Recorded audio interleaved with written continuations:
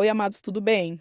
Pelo jeito, a Globo Lixo soltou a mão do STF de vez, pois só agora estão falando das censuras e perseguições que já denunciamos há anos.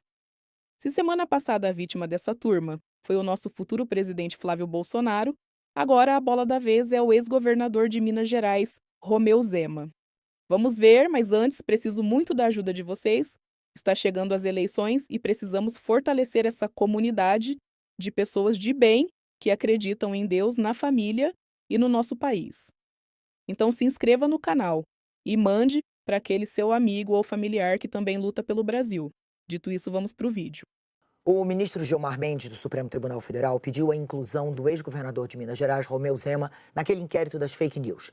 Esse pedido está levando em conta um vídeo que foi publicado por Zema nas redes sociais. Nessa postagem, ele critica os ministros Gilmar Mendes e Dias Toffoli. Otávio, a gente tem aí, vamos falar direto do inquérito das fake news, que é talvez o mais controverso, o mais contestado e talvez um dos mais antigos inquéritos no Supremo, vem desde 2019, agora ganhando mais aí um ingrediente.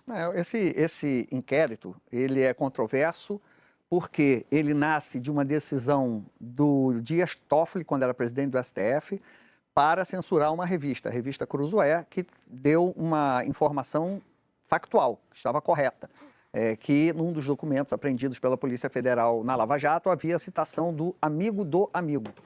Né? Amigo do amigo do meu pai. Amigo do meu pai, e que seria o Toffoli. Depois ele escolhe de ofício o relator, o Alexandre de Moraes, não há um sorteio, isso também é questionado. O Alexandre de Moraes depois revoga a censura, né, inconstitucional da revista Cruzoé e o inquérito prossegue. O inquérito teve um papel importante para deter o golpe de Bolsonaro. Sem dúvida, foi com todas as suas, digamos assim, características excepcionais. pouco usuais. Né?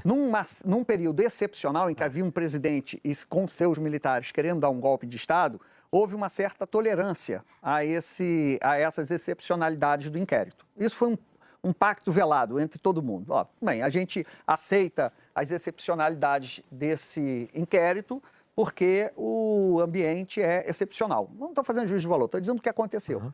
Com a expectativa de que, com a volta da normalidade, esse inquérito fosse extinto, porque já não carece mais, a defesa da democracia não carece mais de medidas excepcionais.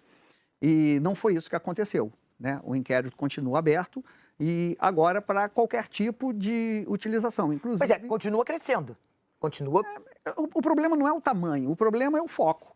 Ou seja, quem criticar o ministros do STF, a crítica ali que eu entendo você pode dizer que o Zema foi responsável, que não é papel de um ex-governador ficar usando o Vila Sésamo para fazer uma crítica, pode dizer tudo.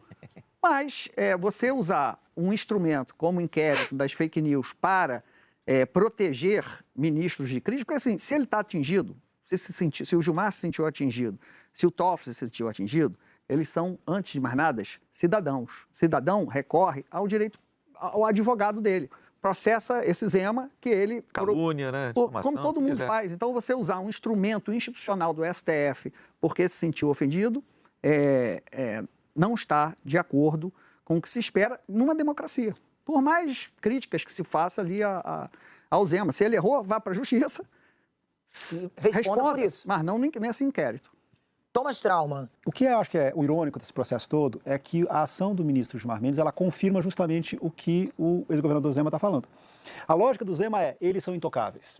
É a série de vídeos que o Zema tem colocado nas suas redes sociais, é justamente isso.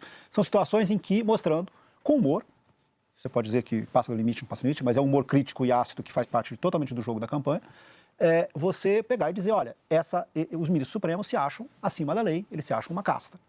O que o ministro Gilmar Mendes faz ao tentar colocar, como disse o Otávio, não tentar uma ação civil de reparação, etc., mas ao tentar colocar o Zema dentro do processo do inquérito da fake news, é justamente mostrar que ele se acha intocável. Quer dizer, confirma justamente a crítica que ele tá levando. E que não é a primeira vez. Na semana passada, o ministro Gilmar Mendes, não só o ministro Gilmar Mendes, também o ministro Toffoli, eles claramente ameaçaram o senador Alessandro Vieira de uma ação que pode impedi-lo de ser candidato em em outubro. Usando abuso de poder. Usando por um suposto abuso de poder num processo, né, ao ele tentar, e aí eu acho que todo mundo concorda que foi um erro do Alessandro, mas a questão não é essa, a questão toda é o método. O método, assim, claramente o método do ministro Gilmar Mendes e o método dos outros ministros, hoje parece ser assim, qualquer crítica é considerada um ataque. Qualquer crítica tem uma resposta com um dobro de poder e mostrando assim, é como se o Supremo não pudesse ser criticado, que é um absurdo. Diante da circunstância que a gente está vivendo. Daniel, a sensação que a gente tem às vezes é que não tem fim, né? Porque é isso que eles estavam dizendo. Tem uma ação, uma reação, uma ação e uma reação, e a gente fica vendo ali o Supremo nessa situação que ele está cada vez mais exposto, acredito eu, a críticas, uma vez que eles estão escolhendo um caminho que não é o caminho talvez mais natural.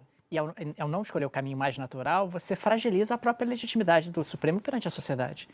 Uma questão que me parece importante é a seguinte: por que o ex-governador de Minas e pré-candidato à presidência publicou essa série de vídeos? Por que isso se tornou um tema popular? Ele escolheu uma pauta para a campanha dele, que é uma pauta anti-Supremo. E como o Thomas dizia há pouco, a pegada do vídeo é colocar ministros do Supremo como pessoas intocáveis. Ou seja, acho que também cabe ao Supremo o questionamento: por que as pessoas enxergam os ministros do Supremo como intocáveis? Porque ao longo dos últimos tempos no Brasil, você teve uma série de indícios, no mínimo embaraçosos, em relação a ministros do Supremo, onde eles se facultam o direito de não dar explicações. Não dar explicações.